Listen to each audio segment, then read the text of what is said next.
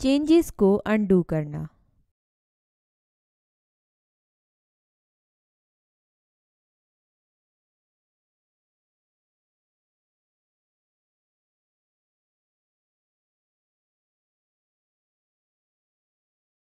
अपने लास्ट किए गए चेंजेस को अनडू करने के लिए अनडू बटन पर क्लिक करें तो ऑब्जेक्ट फिर से स्टेज पर जाहिर हो जाएगा।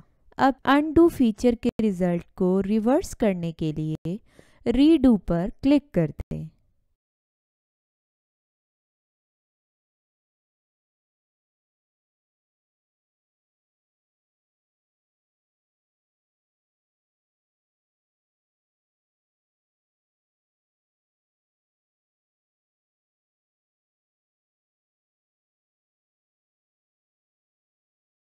चेंजेस को अनडू करना।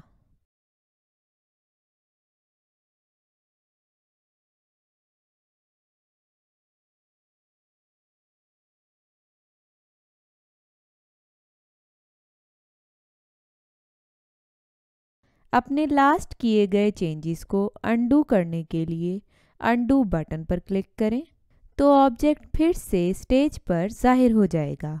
अब अनडू फीचर के रिजल्ट को रिवर्स करने के लिए रीडू पर क्लिक कर दें।